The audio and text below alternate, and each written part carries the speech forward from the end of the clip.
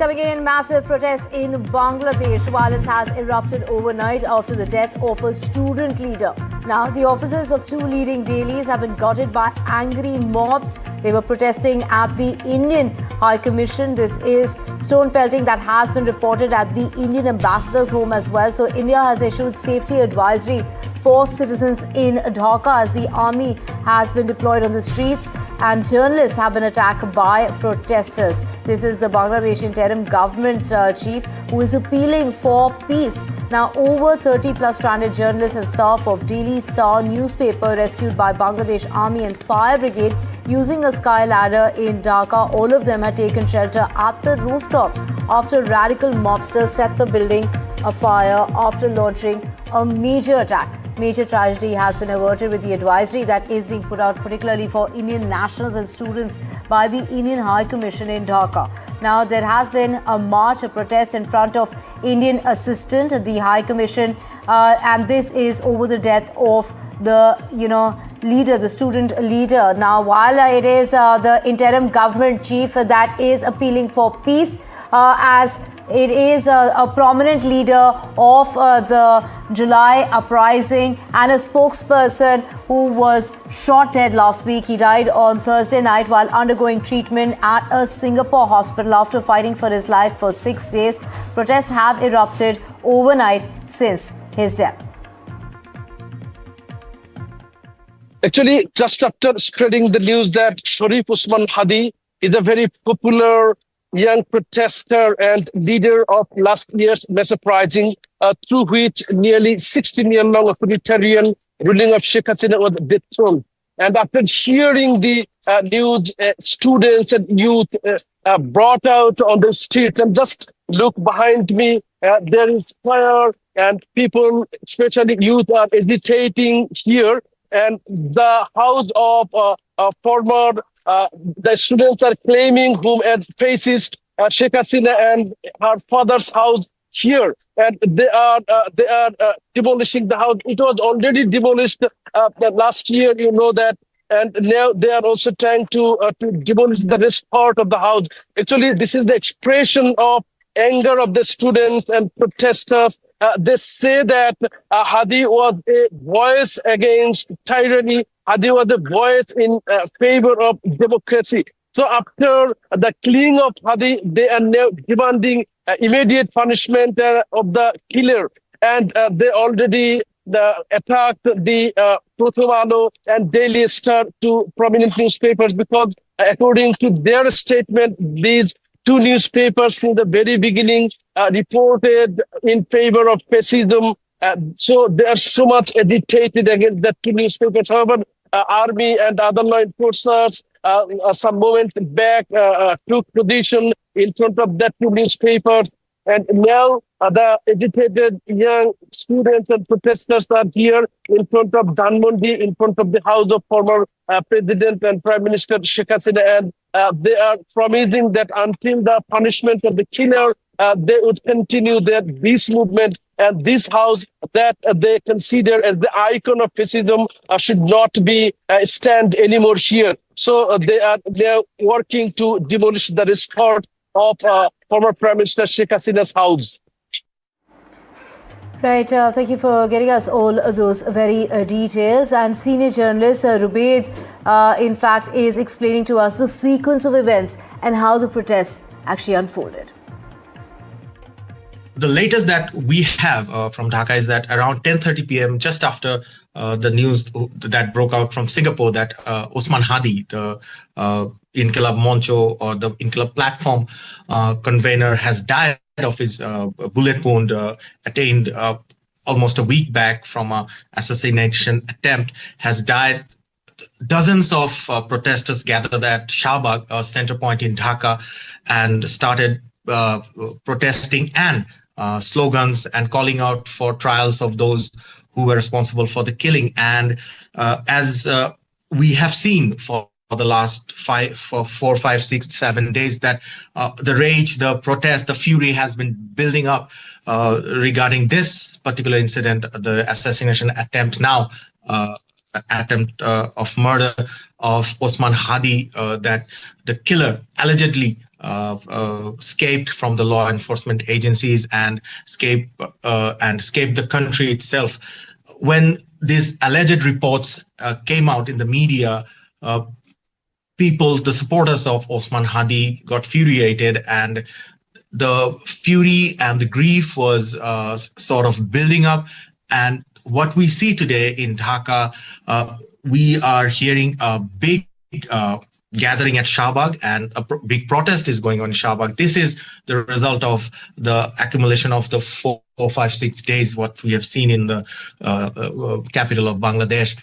Also, I would like to confirm that there is a protest in front of the Indian High Commission in Chittagong. It's a sit-in protest, and also the supporters of Osman Hadi are arranging that, and they're sitting in front of the IHC Indian High Commission in Chittagong.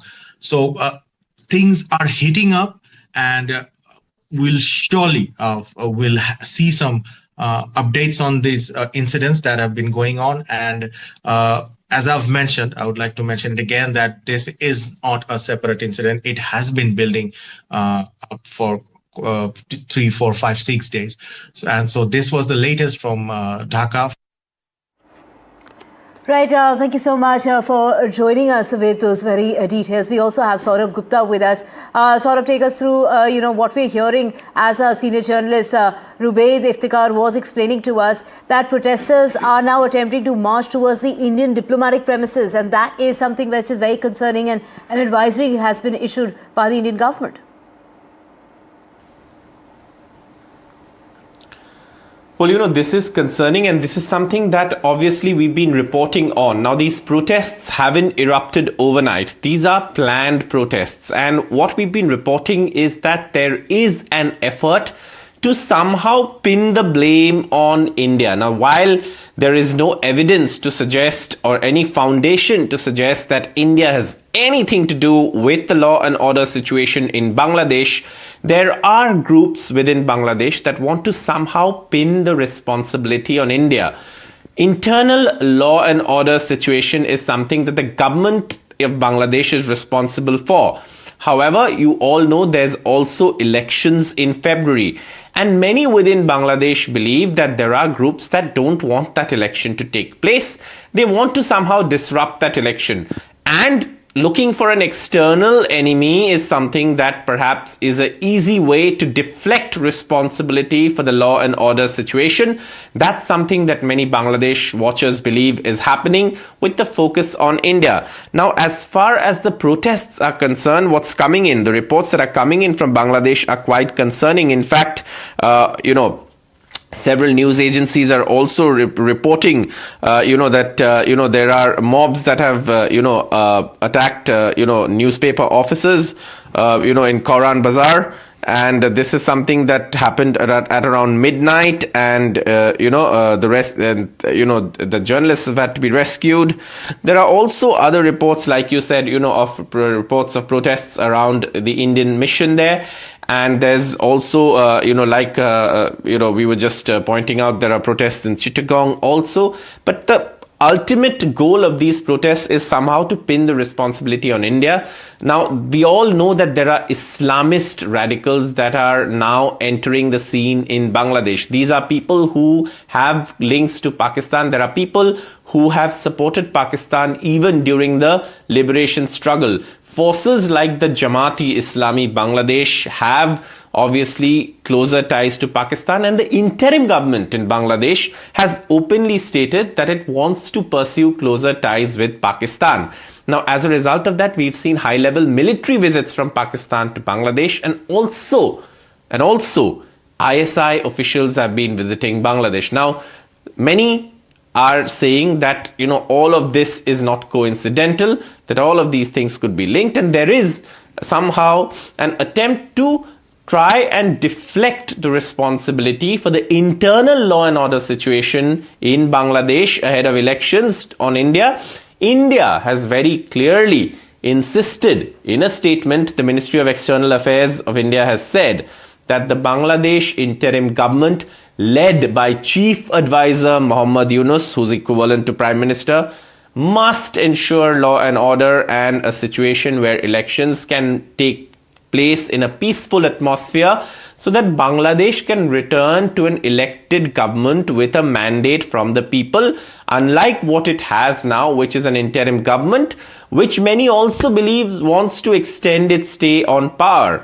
And that's something that many believe can also be made possible if elections don't take place on time, which is February, which is the date that has been announced. So this is a situation that's unfolding in Bangladesh. It's a complicated situation. It's something that many are watching in India with concern. A lot of concern here because there were anti-India slogans that one heard, and of course, the demand is to shut down the Indian High Commission there. Yeah, that is the demand of the protesters. Yes, that's one of the demands, but what we've seen and what we've heard in Bangladesh is far worse than just shutting down the High Commission. There have been calls to, dismember the northeastern states of India. There have been calls to create disturbance in India. There have been anti-India statements made by leaders of the group called the National Citizens Party, the NCP, which is, of course, an offshoot of the protests that took place in August 2024, leading to the ouster of the Sheikh Hasina government. Now, in that situation, what many believe that these groups also have ties to the Chhatra Shibir, which is the students' wing of the Jamaat-e-Islami Bangladesh. And therefore, many are saying that this is not something that's out of the blue. Yes, this is an unfortunate incident. There is someone who was a candidate. There is someone who has been shot dead, and that is worrying and that is worrisome given that elections are due. But to pin the responsibility on India and to somehow hold India responsible for this is far-fetched, is not based on any evidence. And, this is something that many believe is pre-planned, that there is an attempt to somehow drag India into this internal law and order situation so that there is an external enemy to pin the blame on, while the law and order situation in Bangladesh goes from bad to worse. There are attacks on minorities, not just Hindus. There are also attacks on other minorities, including Ahmadiyas, including, Bauls. All of these communities are facing attacks under the interim government. So who is responsible for all of that? Attacks also include, properties linked to the former ruling government.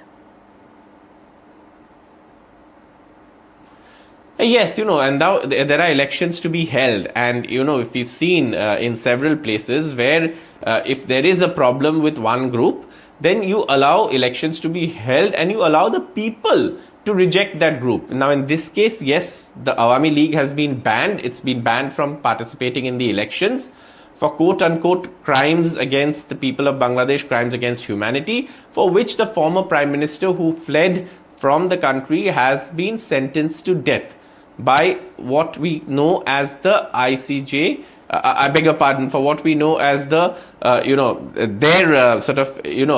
International Crimes Tribunal, ICT, I beg your pardon. And that is something that has happened in Bangladesh. And that's why, there is this ban on the Awami League. But again, that also has been questioned by many quarters, saying, does that mean that the elections are truly democratic? Because you have one major group that was in power that's effectively been banned from contesting in the elections. So all of those questions are there. But the larger question to look at in these protests is, yes, there is an unfortunate incident in the death of Sharif Osman Hadi. He was flown to Singapore for treatment, but he was attacked, he was shot at. But the fact is that why try and look for an external enemy rather than fix the situation within Bangladesh, which is there is a law and order situation, which the interim government is clearly responsible for. Right, of course, and it is the media houses that have been torched, they have been targeted. There's been a lot of vandalism that's been recorded and reported out of media houses.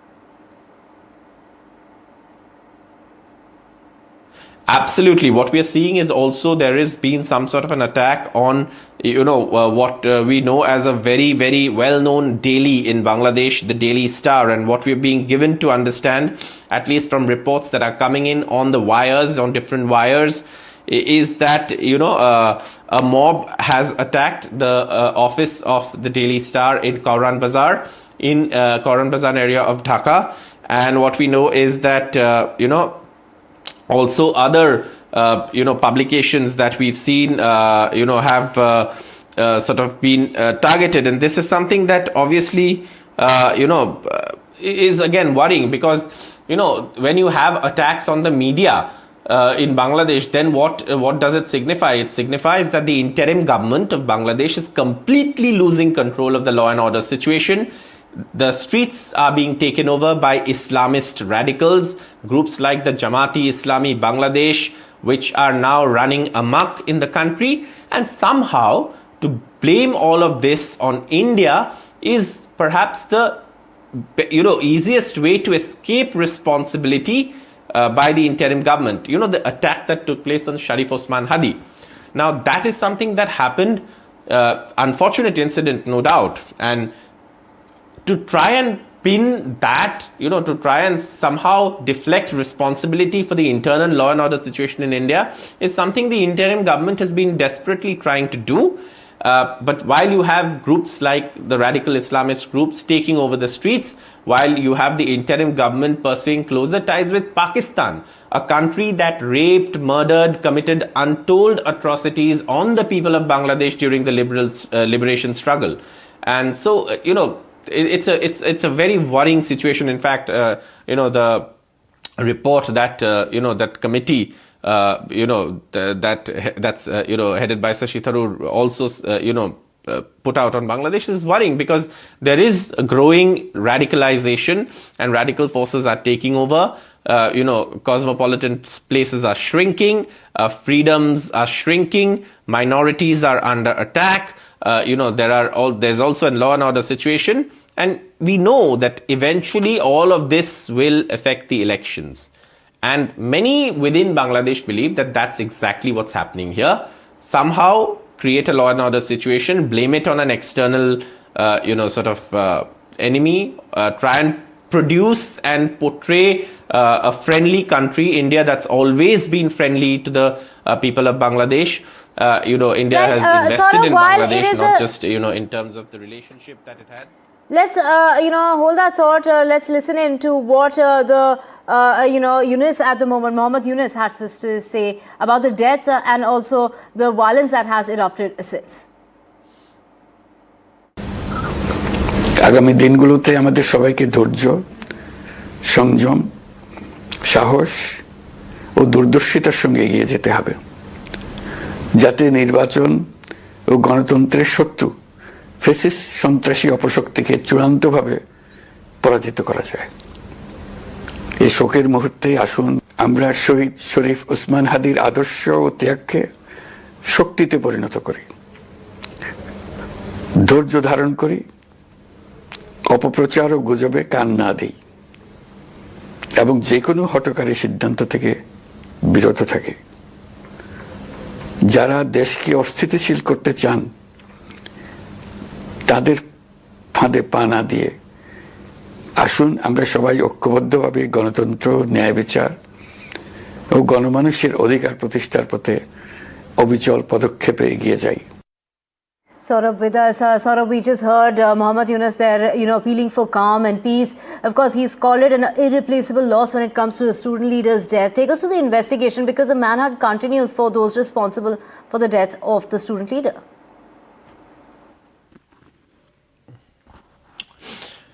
Yes, as far as the investigation is concerned, it seems that the attackers, there are people in custody in connection with the investigation and the probe that's taken place, but it seems that some may have fled the country. That's something that obviously Bangladesh has to pursue, in terms of the probe, and get them back and see how they can sort of face trial if they are responsible for what has happened, and in fact the death of Sharif Osman Hadi, who was shot. But at this point, what is more worrying is that, two of the major newspaper offices in Bangladesh have been attacked. And why have they been attacked? What have the newspapers got to do with the death of Sharif Osman Hadi? These are questions that the interim government cannot run away from. I mean, obviously there are larger factors at play here, that are forces that are taking over the streets of Dhaka and other cities of Bangladesh. Islamist radical forces that are running amok, There are rights of minorities that are being trampled upon. Ahmadiyas are coming under attack. Sufis are coming under attack. And there is a hardline stance that, is being propagated. And in all of this, one cannot, sort of rule out how the interim government wants to pursue closer ties with Pakistan.